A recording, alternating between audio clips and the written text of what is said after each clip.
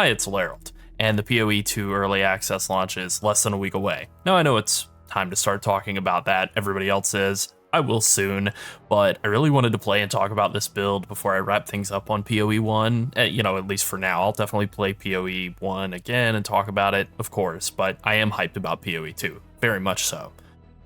But since it's not here yet, this is a pretty fun build to pass the time over the next 5, 6, 7 days and kind of get some practice in for PoE 2's more keybind heavy, combo oriented approach to gameplay, at least like a little bit of that.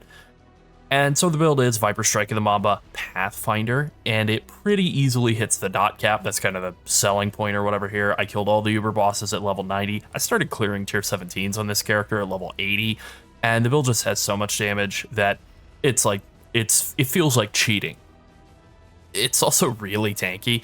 I almost wiped on a Cirrus, Uber Cirrus, and I realized on the 6th portal that the key to it was just to face tank all of his die beams and all of his all of his mechanics basically. Similarly, like I just wound up face tanking Uber Maven's Cascade of Pain cast. I killed several of the other Ubers deathless because they don't have any sort of mechanics to turn off your regen. I do think it's a build that's on the level of the Hexoddle's Machination Forbidden Right Pathfinder I played in previous leagues. It might actually even be stronger than that. I also think it's a great send-off to Pathfinder because, kind of spoiler for our next video, but I'm not totally convinced that Pathfinder as an Ascendancy is particularly great in PoE 2 right now, and it is definitely Pathfinder as an Ascendancy that I've loved in PoE for a very long time, so it felt really good to kind of end on a Pathfinder build, just whatever nostalgia feeling.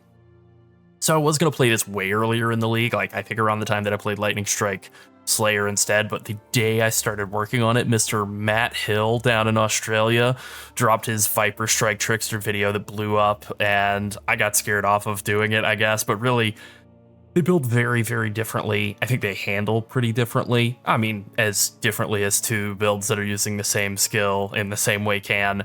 And so I think there's enough room in PoE for two different Viper Strike builds that both absolutely rock. So let's get into it, but first like and subscribe. Okay, so this build combines several different overlapping effects that just work really well together. It kind of subverts a lot of expectations of how Poison works. Like Poison, the way it normally works in PoE 1, which is different from how it's going to work in PoE 2, is you hit an enemy and it adds a percentage of damage, and you can stack that up a bunch of different times over and over again. So the idea with most poisons in PoE 1 is that you're going to hit an enemy a bunch of times really fast, build up a super large amount of poison stacks on them, and burn them down. So there's kind of ramp up. It kind of is annoying. It's actually, I think, my favorite archetype, but it is kind of annoying to kind of ramp up on enemies, and then if they move away, you have to restart and so on. Viper Strike of the Mamba basically works more like an Ignite or like a Bleed, where you only get to poison an enemy one time, but then it is supercharged. It does significantly more damage, 240% more damage by default, and then it also benefits from quality to give you more damage. So the one that's equipped in my gear is 300% more damage. And there are a lot of other effects that we can get because you're only able to inflict the one poison. We're able to leverage Low Tolerance, which is a cluster jewel. I haven't even finished out the second voices here yet, but we're able to use Low Tolerance from a medium cluster jewel that gives us 300% increased damage on non-poisoned enemies. So since we're only able to ever inflict one poison, anytime that we hit an enemy and poison them, they are counting as a non-poisoned enemy. So this is being applied, and this has actually such a powerful node that we literally don't even run two notable passive cluster jewels. We want to run 4 passive cluster jewels specifically. Like if you put in a 5 passive cluster jewel, it will, in fact, I can show that off just to kind of show how bad it is. So you see, if you put in a 5 passive cluster jewel, now you have to either go around or, you basically waste a point. So you do have to actually run 4 passive cluster jewels. So that's a little bit janky or whatever, but all of the other possible notables that can come from cluster jewels are just so far below Low Tolerance that it's really not worth taking any of them. I think the only one that I would maybe consider is Flow of Life, which is not really all that great offensively, but it gives you I think 4% more life, so that's pretty decent. Otherwise, I wouldn't bother. Now, this is a build that uses a lot of uniques as well. It's using Ralakesh's Impatience to give you Endurance, Frenzy, and Power charges. We are also taking Infused for an extra power charge. It is using Lightning Coil to get a lot of Fizz taken as Ellie. It is using Tides of Time to help with Flask effect and Flask uptime. It gives you an insane amount of life recovery from your life flask, makes it incredibly easy to maintain 100% uptime on that as well. I am using a Progenesis. You don't have to. You know, it's nice if you got it. That's about how I feel about a Progenesis. You can definitely get away with just an Amethyst flask for capping your Chaos Res, or not even bother and just use whatever other flask, a Jade flask or something if you want instead. Now, we're also using Perfect Agony, and Perfect Agony was redesigned in this patch, and it's really, really just like freakishly strong now. It makes it so that instead of stacking DoT multi at all, you want to stack crit multi because it effectively just turns your crit multi into DoT multi, but then it makes it so that crits don't do extra damage, which is fine, but your non-crits can't inflict ailments. So you are required to crit in order to apply poison. So you have to have 100% crit chance pretty much all the time. We're able to accomplish this through a couple of means. One, we run a Diamond Flask. That really helps. We also want to get crit chance on a suffix on one of our flasks. I've gone with a Quicksilver Flask. You know, that's more than enough to get you up to 100%. And then we also add in a Brutal Restraint that is dedicated to Nasima, and we take the node here, Acrobatics, which is converted into Second Sight. This will make it so that we're blinded, which normally has the downsides of less accuracy and less evasion rating. We're getting both of our weapons will have hits can't be evaded, so we don't have to worry about the accuracy loss at all. And then that'll give us 25% more crit chance, more than enough to make sure that we're 100% all the time. All right, so now I'm just going to start out by talking about how I leveled the build. So I started out by leveling using Cobra Lash, and then, technically speaking, you're able to swap over to Viper Strike of the Mamba at level 16. You can actually use it from level 1, but since it is a strike skill, it is single target, it's pretty janky to use Viper Strike of the Mamba. I found Cobra Lash to be pretty good for clearing. You know, it's ranged, it has built-in chain, it has pretty decent damage for Act 1, so that worked pretty well. And then what you're really looking for is once you get to around level 16, you're able to come over here and take Gladiator's Perseverance release and all that valuable. You know, it's a little bit of extra damage, but it's more about the attack mastery that makes it so your non-vol strike skills will target an extra enemy. And when you have that, now your Viper Strike is able to hit packs of enemies pretty effectively because it can kind of cleave. And then it's pretty much all over from there. You can come down and take Weathered Hunter, give yourself some resistances and accuracy, take the accuracy mastery, and then come over and take Toxic Strike so you can get that poison mastery that gives you 300% extra damage on poisons that are on non-poisoned enemies. Huge boost in the damage of Viper Strike of the Mamba, and then from there, you know, you can basically build into the rest of the tree. Now, all this stuff over here is really, really valuable while you're leveling, and then pretty worthless once you're at max level. There's just better stuff up here, but up here doesn't really suit helping you like transition into Viper Strike early on. I really loved Viper Strike while leveling. It was very, very satisfying to just tap enemies and just be able to keep moving and have them all die as I was running along. All right, something I realized once I got into the edit is that I kind of didn't really talk about the Ascendancy nodes. Obviously, for a Pathfinder, a Poison Pathfinder, it's going to be the bottom 4 nodes. Those are just super important. Nature's Adrenaline for maintaining your flasks. Master Toxicist is what gives you the poison proliferation, makes it so that you have tons of great clear. And, you know, this is something you can approximate on other builds with a Bino's Kitchen Knife, but then that kind of occupies one of your weapon slots. You do lose a lot of damage compared to using a good rare weapon, and obviously getting that Runecraft enchant. I actually did buy some Binos and play around with them. You know, they are a pretty good base weapon, decent damage, very high crit chance, so not a terrible option, but Master Toxicist you want to take first because it allows you to just start like poison proliferating through packs of enemies right from level 33. You don't need it to be able to clear with Viper Strike in the campaign first few acts, but it definitely helps. And then that second line, the poisons inflicted have a 20% chance to deal 100% more damage, is massive. And then the second Ascendancy you want to go after is Nature's Adrenaline, so you have very good Flask uptime. Pretty much you're able to maintain Flask uptime super easily. Now, something that's interesting is I actually didn't take Nature's Reprisal until Uberlab. I thought that having Master Surgeon being able to maintain Life Flask and then, have Flasks and Master Toxicist, I thought that was sufficient. I never felt like I was like in need of damage at any point. You technically are able to get Withered through Withering Step, of course, and then the increased effect of Withered is pretty great. Once you have a lot of quality on it, you can get like more than 10 stacks of Withered at a time from each Withering Step. So, 11, 12 stacks of Withered, depending on if you get one from hitting or not. That's definitely like a pretty huge damage increase. We're over 90% more damage. But you just don't need it, right, during the campaign. So I felt the Nature's Reprisal definitely made sense as the last node. So Toxicist, then Adrenaline, Surgeon, and then finish with Reprisal. That is the approach I went with, and that's what I would recommend. I would say that this was one of my favorite campaign leveling experiences I've had in quite some time.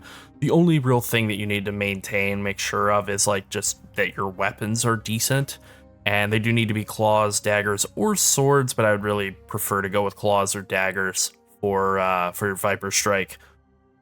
I have laid out in the POB here just some kind of recommended links. Technically speaking, you can have Viper Strike set up on a 3-link or whatever in Act 1 and kind of use it for single target. You can Cobra Lash to like clear through packs and stuff, and then when you go fight like, I don't know, Brutus, maybe you can just Viper Strike him the whole time instead with like Chance to Poison and Void Manipulation hooked in there and just Viper Strike him until he's dead.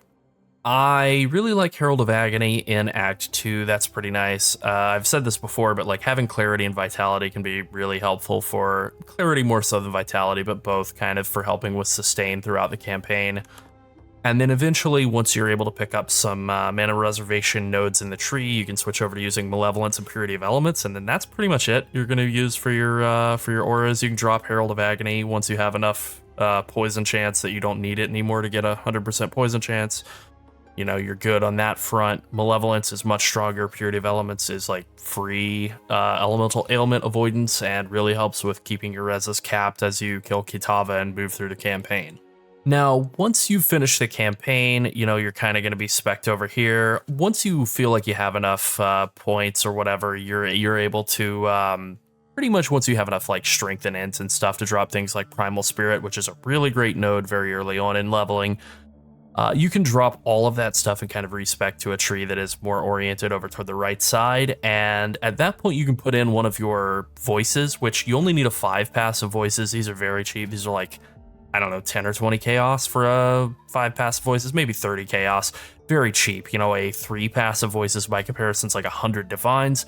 Not necessary. You really don't need that many points to like get your damage going. And this is basically like I have here like a level 79 tree setup, with decent gear. I mean, with pretty good gear, admittedly. This is enough to clear tier 17s and probably kill Ubers at level 79 or 80. I was literally clearing tier 17s with relative ease at level 80. Now I have a later version of the tree here, level 91, just coming down and putting in another 5 passive voices and just throwing in more low tolerance cluster jewels. And then, if you can get rare jewels that have life and then some sort of damage multiplier on them, like that Chaos Dot multi actually is worthless because of Perfect Agony. There are a lot of ways to get crit multi on rare jewels. There's melee crit multi, one-handed crit multi, dual wielding crit multi, global crit multi. All of those will work.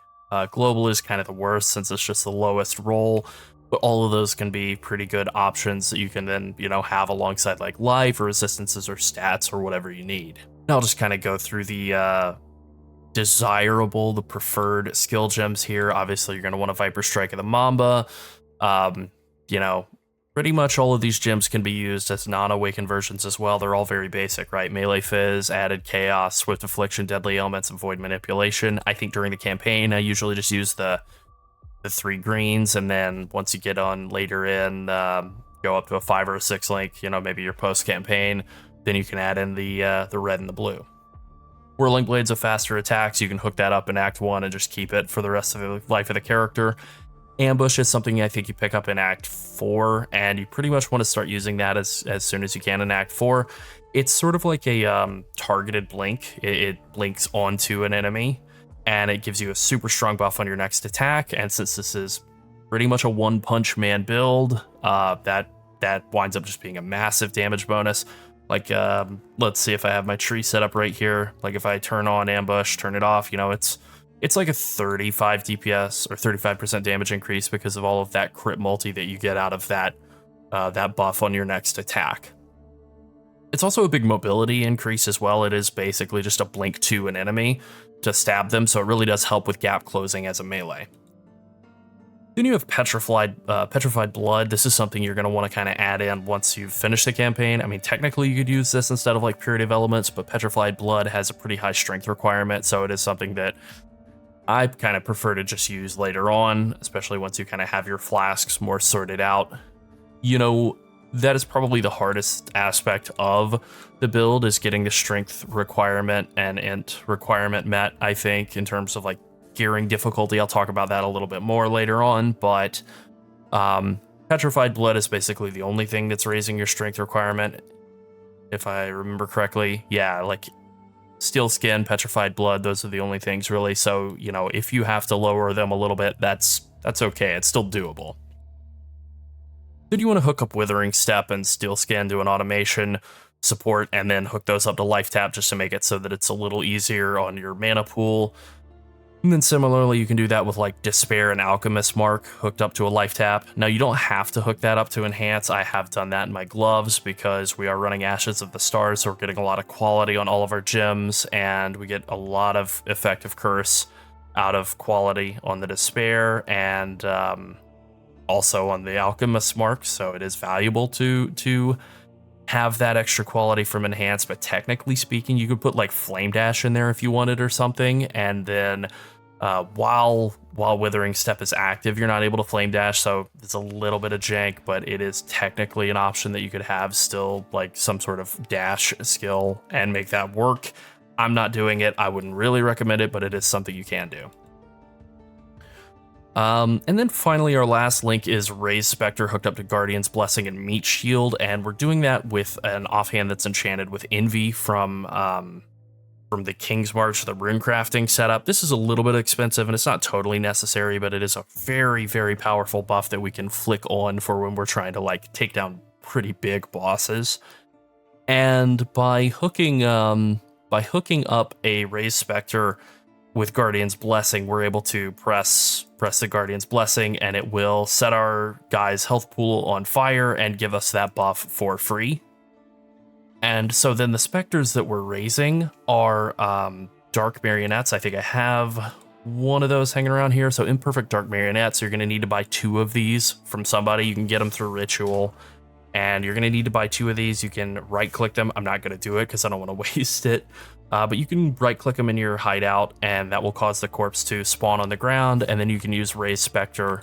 I'm not going to do it, but you can use Raise Spectre to raise that up as a Spectre. Now, if they die for any reason, the way that they're supposed to work, the reason they're good is they'll reform after a few seconds automatically, but I think there are some situations where, like if you take the gem out and then leave the zone, for some reason you unsocket the gem, or like swap weapons or something. That's why I don't even have a second weapon set up equipped.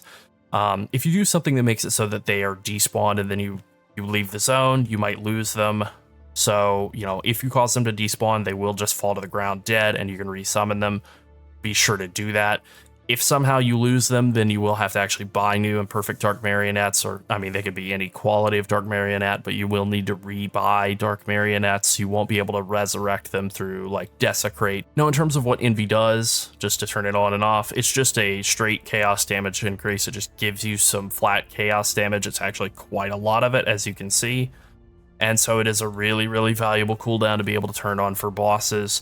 I don't remember what the cost of making it was. You know, it's like, depending on how many runes you have and what the end of expansion or end of league prices are here, it might be very high. It might be, okay, so it's 8 war runes. I'm pretty sure that that's like just a couple of chaos or something, but we'll see. 8 war runes, how bad was that?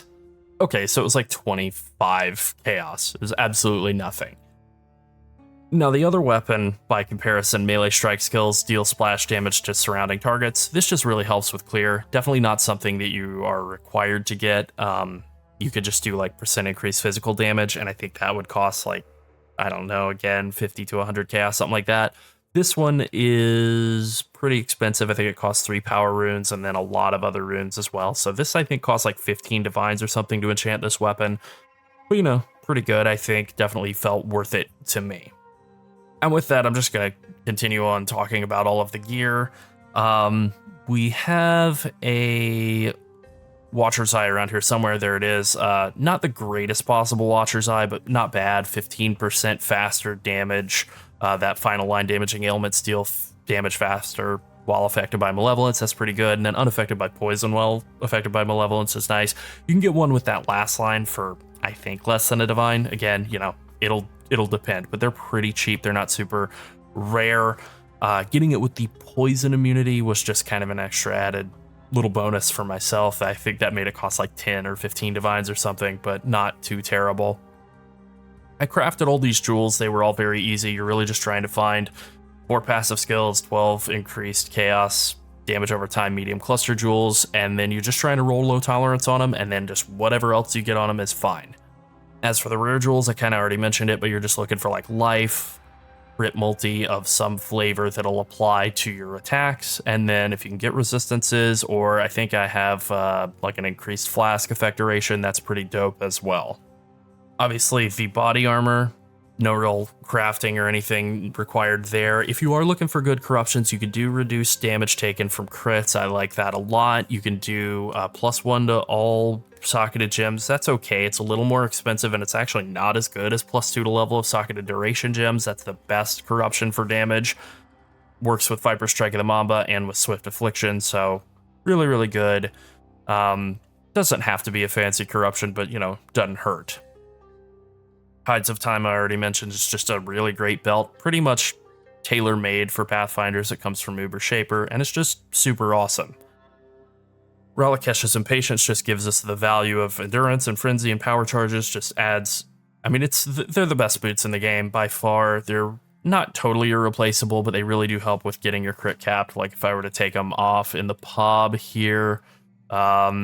Oh, I have power charges ticked, that's it. Yeah, so if I were to take them off, I would lose, like 18% crit chance. That's actually pretty significant. So you definitely want to have Relikesh. I think those are pretty non-negotiable.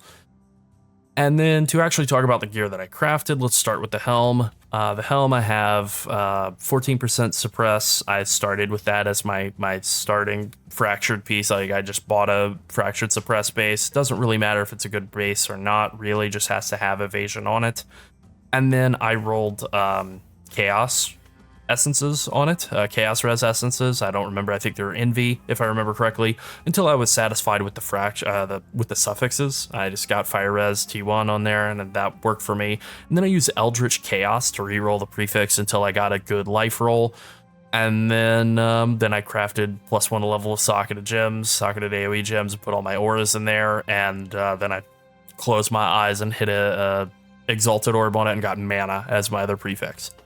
As for the implicits, I just kind of slapped stuff on there. I wanted Fizz taken as lightning, and then lightning taken recouped his life is not bad, so that's kind of what I went with for the helm. You can also get increased despair effect from the Exarch Embers. That also is good.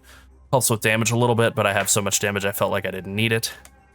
As for the gloves, pretty similar situation. I started with Fractured Life this time, though, instead of Fractured Suppress.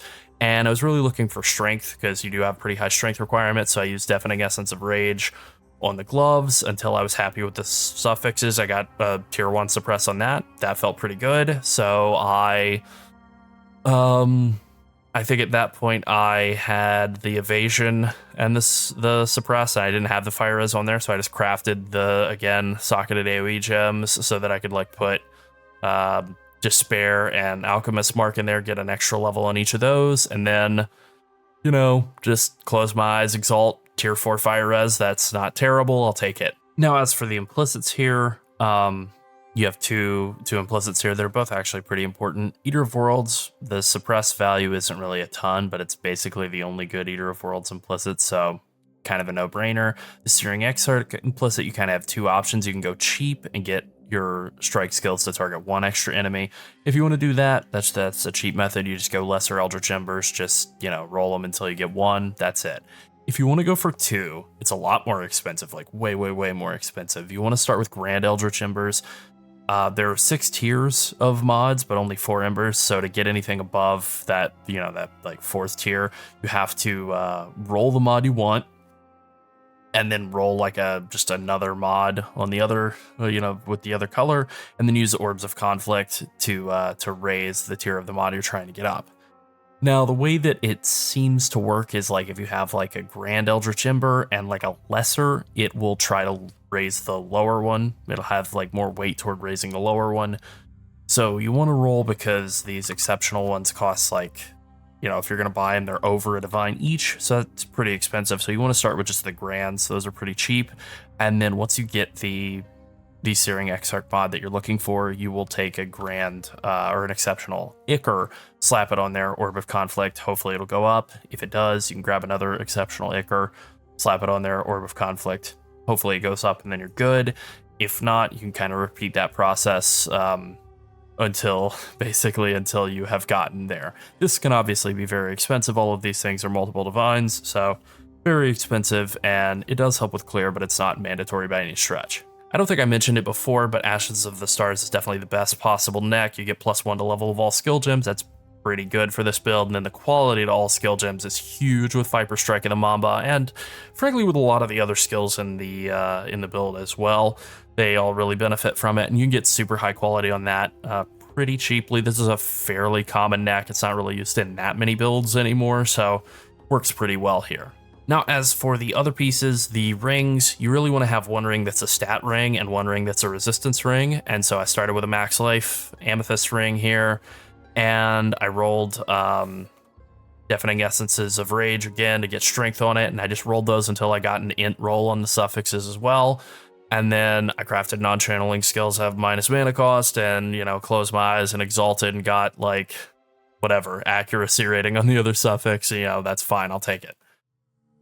Pretty easy. Then you want to catalyst that up so that it has 20% increased attribute mods.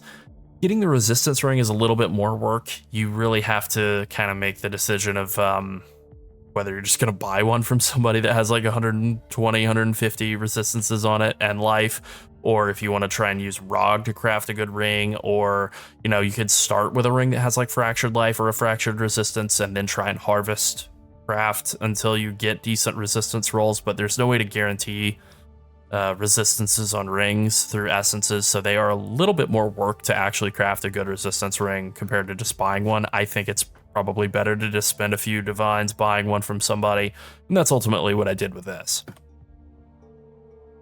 And then now here we come to the claws. These are definitely the most important craft. This craft on this claw was actually very easy. I got pretty lucky with it. I crafted this with like a few divines. Then I threw maybe like 10 divines worth of essences and like blood and sweat and tears and time into this claw that actually never wound up going anywhere. And so you basically have 5 mods that you're trying to get onto each of these claws. You're trying to get flat physical damage, percentage physical damage, global crit multi, crit chance, and hits can't be evaded. And so the way that you really want to do this is you can start with a fractured crit multi claw, you can start with a fractured fizz damage claw. Either is fine, and even though it's not really the best for like maximizing your damage if you were playing like a fizz damage build, like a big bonky two-hander, using Deafening Essences of Contempt is still somewhere between a tier 1 and a tier 2 flat fizz damage roll. And for this build, we have so much damage, it's so easy to hit the DoT cap. This is actually fine. So you can take Deafening Essences of Contempt and just slam them on a weapon until you have some combination of the following: high tier global crit multi, high tier percent increased fizz, and high tier, the essence flat fizz mod. And that's what you want, just those 3 mods, whether, one of them will be fractured, whatever. I will say that percentage increased fizz at higher tier rolls are very, very rare. So starting with a fractured one of those, even this one that's tier 3, is easier. It's definitely less annoying. And so you're just going to essence roll until you're satisfied with that, and then you're going to scour down to just 3 mods and can have up to 3 crafted modifiers, craft the Betrayal, Strengthen It, and Crit Chance mod, and then craft Hits Can't Be Evaded, and then boom, there you go. That is the weapon you're looking for. You enchant one the one way, one the other way, and that's pretty much it. And the 2 best bases to start with are Great White Claw and Vol Claw. Either of those is good. You know, the flat life that you get or the percentage leached, neither of those really matter because you're hitting so infrequently. All right, now there is one final thing to talk about when it comes to real gear here, and that is your flasks. So you want a diamond flask. You want to get probably, I think, a topaz flask is best since you're using a lightning coil, and I went with Fizz taken as lightning, so, you know, a lot of value to get some lightning resistance there. You can do reduced effective curses through Flask. I think that's the best approach. You do want to also get some reduced chance to be stunned. I like that through this wheel here. The Perfectionist wheel gives you about 60%. And then depending on the Brutal Restraint you're using, you might be able to get percent chance to avoid being stunned from some of these nodes. I think I have it on Inveterate. So that puts me at 80%. So then I just use 2 tattoos to get another 20%. I'm also at 98% suppressed without this tattoo. So I had one laying around, threw it on. Now I'm at 100% suppressed. That's pretty good. And, you know, you definitely want to pay attention to your Brutal Restraint. You can get some really valuable stuff around here. This 25% chance to use to gain Alchemist Genius when you use a flask. Huge increase to your flask charge gain and flask effect. Really helps with maintaining flasks. Very, very good bonus to get out of the Brutal Restraint. Some other stuff that's good too, though. Increased flask charges gain. That's really good. Increased effective auras. Also good. Attack and cast speed, not so good, but increased life, that's always good. Nobody's going to ever complain about having more life. So all pretty good stuff. I think there's another one. I'm not sure if I have it on here somewhere. Maybe not, but faster poison. I don't remember the exact phrasing. Your poisons tick faster. You know, that's a really good possible node as well. You do also want to make sure that you have increased crit chance somewhere else. So this is kind of the flask setup for like leveling and kind of speeding through stuff. You'll notice that the Quicksilver flask, unlike the Diamond and Topaz flask, doesn't have that Alchemist prefix, the increased effect and reduced duration. And that's because the Topaz and the Diamond only take 20 charges, but the Quicksilver takes 30. So you know, it's kind of hard to run an Alchemist or a Dabbler's prefix and still maintain 100% uptime. So I just went with like increased charge recovery. Very bad roll on it is still more than enough to maintain 100% uptime. As you can see, it's never falling off. And certainly in real combat, it's never ever falling off. And then just any amount of crit chance on that suffix works. You can obviously do crit chance on the Diamond Flask. That makes them more expensive. You can buy them that are like pretty well rolled that don't have crit chance for very cheap. Whereas if they have crit chance, you know, it might be 10 divines. Just realized I almost didn't mention it, but you want a reduced recovery rate life flask. That's actually super important. It gives you a lot more life regen to get that reduced recovery rate. And then the suffix of choice is up to you. You can do bleed immunity. A lot of people like that, although because we're using steel skin and I have a corrupted blood jewel, I think that that's not really necessary. You can also do like heal applies to your minions. I think that flask still exists. That flask suffix I haven't bothered to look, so that can help with keeping your minions active. But you can also just turn NVO on to burn stuff and then turn it off when you're done. I kind of prefer that. And you know, I think that 15% of damage taken from hits leached as life is actually really good because you basically have no life leech in this build, and so that's gonna get multiplied by all of your massive amount of flask effect to give you like quite a lot of life leech based on your damage taken. So you're incredibly tanky anytime you fall to low life. That petrified blood is then like petrified blood will prevent you from restoring your life above half. And it also will give you a life cost anytime you're above half health on all of your skills. But once you fall below half health, that combination of your life flask doing a ton of healing and then all that life leech is just going to make you insanely tanky against lots of small hits, against basically anything except for degens that turn off your life regen. Now, I do have a level 98 setup that allows you to get full, like 90% all res. if I show this off correctly, the one thing that you will have to swap is you'll have to not run a Quicksilver Flask. You will have to, unfortunately, run a Bismuth Flask in order to get your resistances up. And that's because this uses a Melding of the Flesh, which is around here somewhere. There we go. This is a Melding of the Flesh. You know, it makes it so that your elemental resistances are capped by your highest max elemental resistance instead, and then it also gives you massive negative elemental resistances, and that's why you need that Bismuth Flask. And so then what you're going to want is you're going to want basically just a collection of jewels that give you like crit multi, life, whatever, and then also 2% max lightning res. And that's really important for then getting your max lightning res up to 90, along with your flask that's also giving you quite a lot of max lightning res. You know, I think if I look at mine in game where I'm not doing that at all, I'm at like 84. So melding would drop it down to 80. So then you would need 5 gems that give you +2 max lightning res. That would put you at 90, put all of your resistances at 90, and make you just ungodly tanky. That's definitely not something that you have to do by any stretch, but it is something you can do if you really want to push this build to the absolute limit. All right, now in terms of the way that you actually play the build, for the most part when I'm in maps, or I mean even tier 17 maps really, I just ambush the enemies, stab them once, and the whole pack dies instantaneously. And that's pretty much it. For bosses, I do like to pop Envy first, and then ambush and stab, and then like hit them with the Alchemist Mark and the Despair. You probably should hit them with your curses first, then Envy, ambush, and stab. It does give a more satisfying huge burn to do that, but I feel like sometimes standing around and kind of trying to get those curses up, you kind of open yourself up to getting hit and killed. It's kind of up to you how you want to play it. Now, once the poison is faded, then you want to reapply it without ambush and just keep doing that until ambush comes back up, and then ambush and stab for the big juicy stab. It's pretty easy to just one-shot most bosses in tier 16s. Tier 17 bosses can maybe be a little bit more sketchy, maybe depends on your damage. And Ubers might also take a few hits, but honestly, maybe not. I was able to consistently phase Uber Cirrus with a single stab. The damage output from this build is just like absolutely freakish. If I had to point to a single downside, and I think there's really only one, it is the flask maintenance of Pathfinder and kind of the vulnerability to effects that completely shut off your regen, which they're just kind of brutal and crappy. I've never really loved those, but that's kind of the cost of playing a Pathfinder. And I think the sustain for most situations is totally worth any of the effort of hitting a life flask every 6 seconds or so. Alright, so let's wrap things up. This build's pretty insane. I really love it, and like I said in the intro, it is a true spiritual successor to the Forbidden Right Pathfinder that I absolutely loved in the past.